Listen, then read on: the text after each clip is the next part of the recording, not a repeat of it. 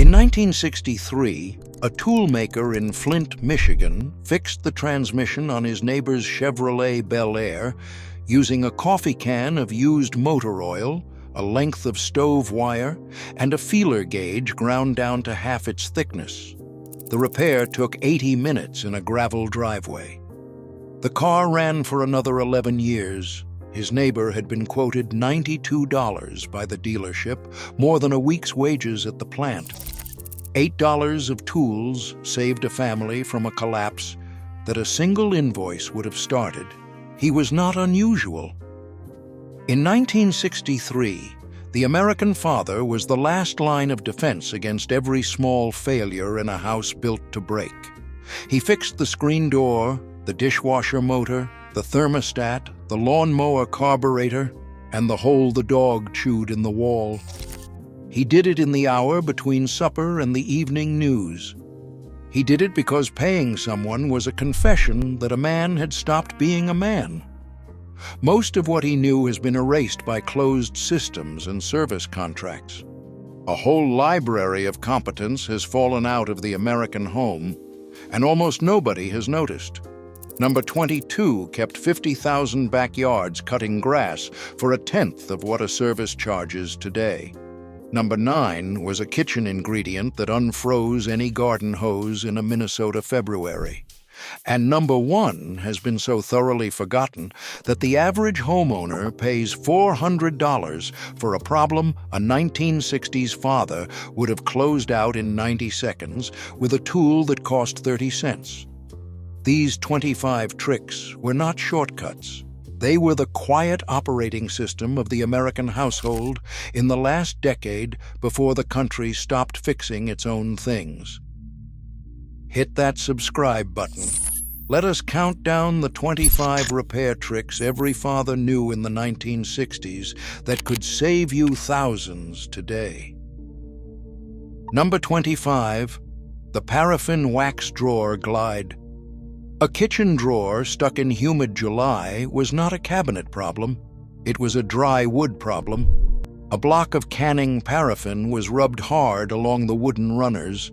The wax melted into the pine under friction. The drawer slid silently by the second pull and stayed silent through September. A replacement set of drawer slides today runs $45 and a weekend of carpentry. The wax was already in the house. Number 24, the rubber washer faucet rebuild. A dripping kitchen faucet was never a new faucet. It was a 10-cent washer and a flathead screwdriver. The water shut off under the sink. The chrome cap unscrewed. The stem pulled. The worn washer peeled off the brass screw. A new one dropped in. Total time, 4 minutes. Total cost, a dime. For a father in Queens raising 3 kids on a fireman's salary, this repair happened twice a year. A plumber in 2024 charges $260 for the same job. Number 23, the coat hanger exhaust strap. A rusted hanger snapped on a Wednesday morning and left a muffler dragging along Ohio asphalt. A father in 1963 did not call a tow truck. He pulled the wire hanger from the hall closet, bent it into a double loop with fence pliers, and slung the muffler back against the frame. He tied it off tight. The repair lasted until the next oil change, sometimes longer. The coat hanger was a structural component for the next 7,000 miles. Number 22, the spark plug file. A lawnmower that would not start on the first pull of the season was almost never a bad motor. It was a fouled plug. The father pulled it with a socket wrench and took a fingernail file to the gap. The carbon came off in black flakes.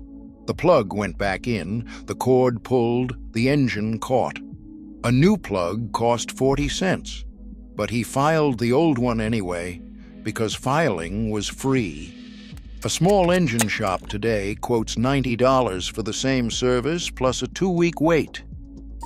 Number 21, the broom handle curtain rod. A bent curtain rod was not a trip to the five and dime.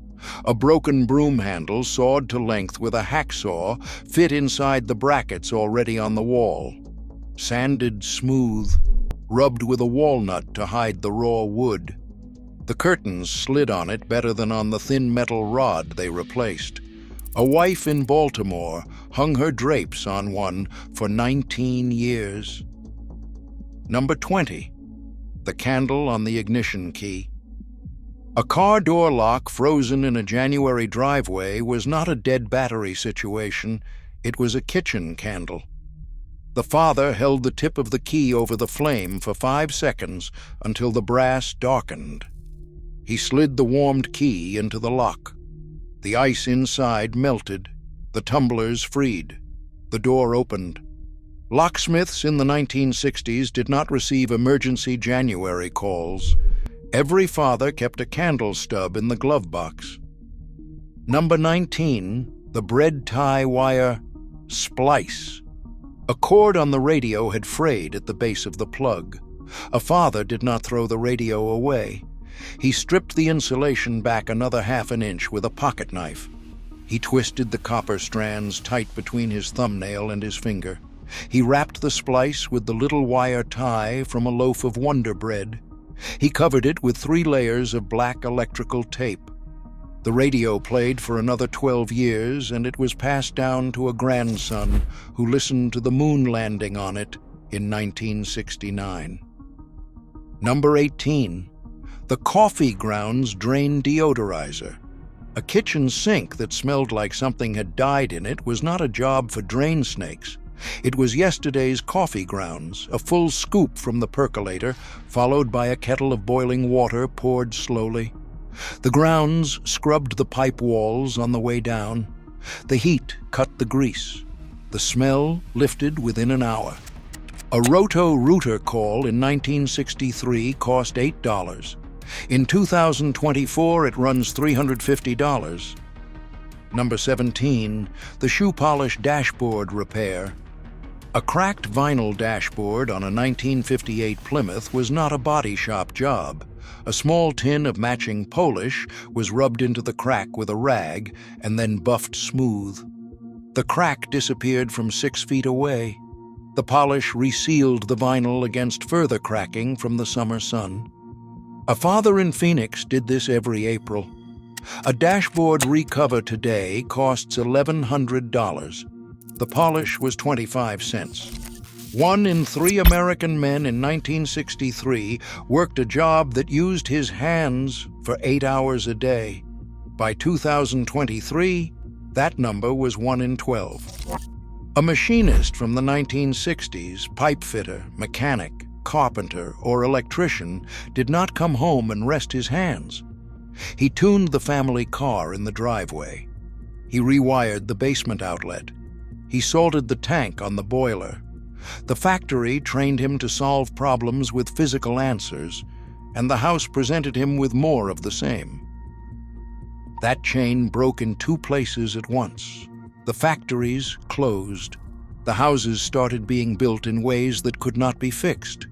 A 1963 furnace had 6 moving parts. A 2024 furnace has a sealed circuit board and a technician who charges $180 just to read the error code. The man did not lose his hands. The world stopped asking for them. Number 16, the pencil graphite hinge. A squeaking door hinge was not an oil problem. Oil dripped, attracted lint, and gummed up within a month. A pencil rubbed hard across the hinge pin, then worked through the barrel with the door swung open and shut, left a coating of graphite that silenced the squeak permanently. The modern homeowner sprays WD-40, wonders why the squeak returns in 6 weeks, and sprays it again. The pencil was a permanent fix. The spray is a subscription. Number 15, the aluminum foil iron sharpener. A steam iron that pulled threads on a cotton shirt was not a broken iron. Lay a sheet of aluminum foil flat on the ironing board, run the iron over it at medium heat for 30 seconds, and the sole plate comes away polished clean. An iron cost $14 in 1963. Foil cost a nickel a yard. The iron outlasted 3 presidents. Number 14. The vinegar kettle descaler. A tea kettle crusted white with mineral buildup was not a dead kettle. Half a cup of white vinegar and half a cup of water were brought to a hard boil, then left to cool. The scale dissolved off the walls in a gray film. The kettle was rinsed twice. It whistled clear again, and it boiled water 20% faster. A new kettle today runs $40. A bottle of vinegar costs $2. Number 13. The newspaper window cleaner. A wife in 1963 did not clean storm windows with paper towels or a bucket of chemicals. She used crumpled newspaper and a spray bottle filled with equal parts vinegar and water. The ink acted as a mild abrasive. The newspaper absorbed the solution without leaving lint. The windows came up streakless in half the time of any modern method. A commercial streak-free cleaner today runs $6 a bottle and leaves streaks. Number 12. The wooden match toilet handle. A toilet handle that had stopped latching properly, leaving the tank to run all night, usually did not need a new handle. A wooden kitchen match was snapped in half, and the broken end was wedged into the gap between the handle arm and the chain linkage. The pressure seated the handle back into its working position. The toilet flushed clean. The tank filled. A plumber would have charged a day's pay. Number 11. The cardboard carburetor shim.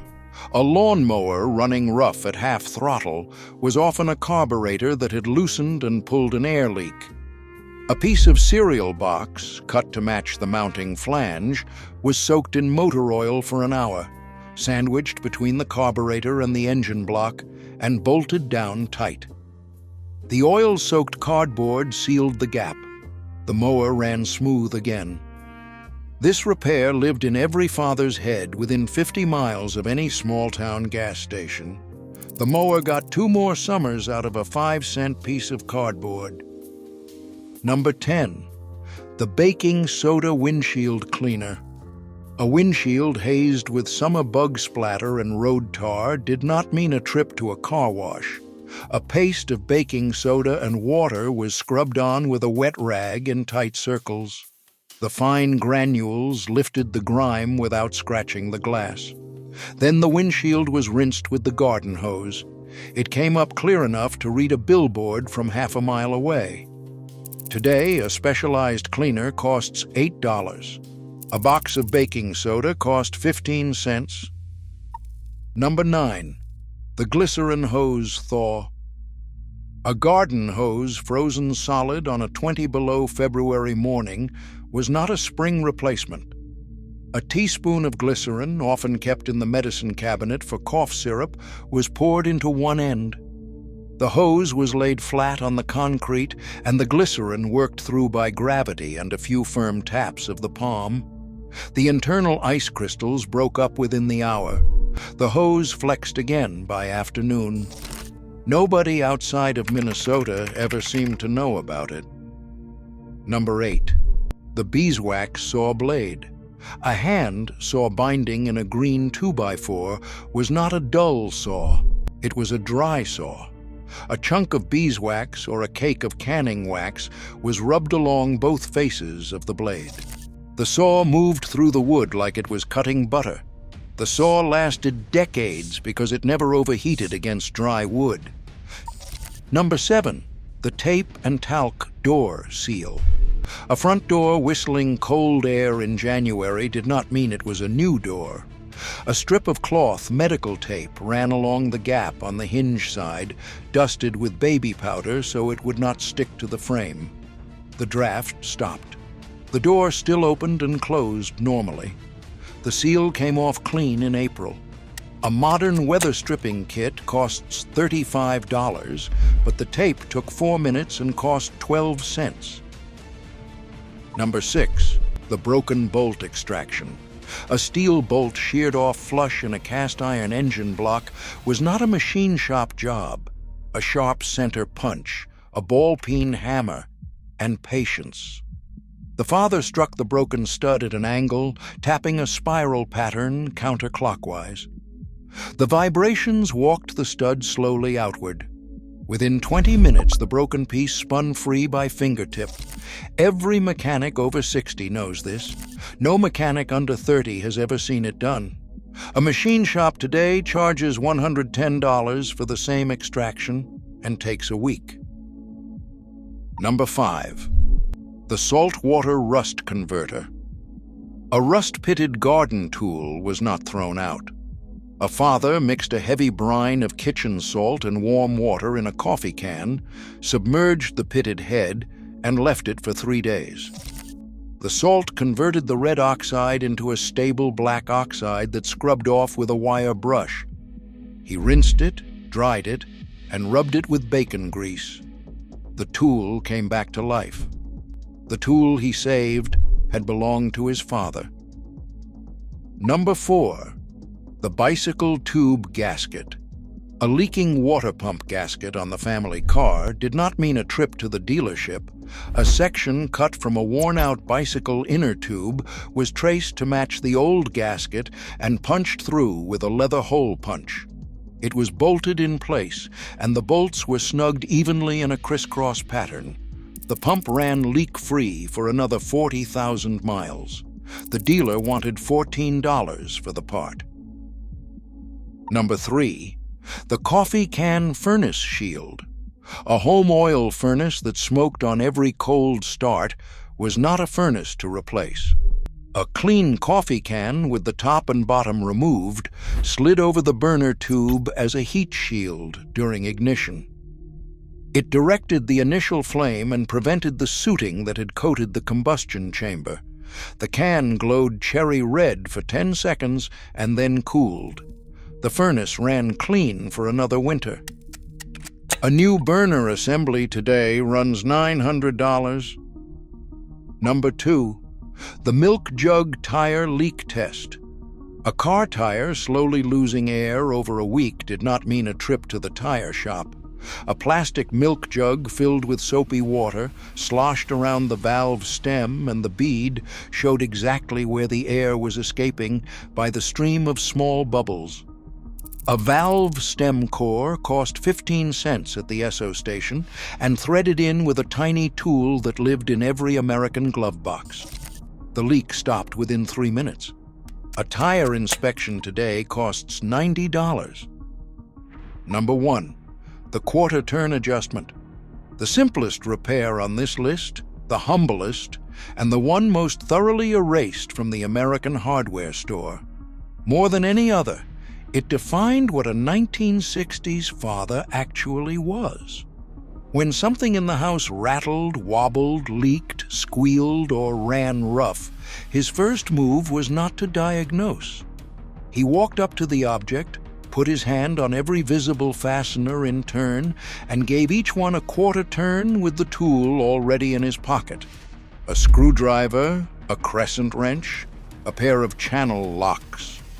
9 times out of 10, one of those fasteners was loose. The quarter turn closed the gap. The rattle stopped.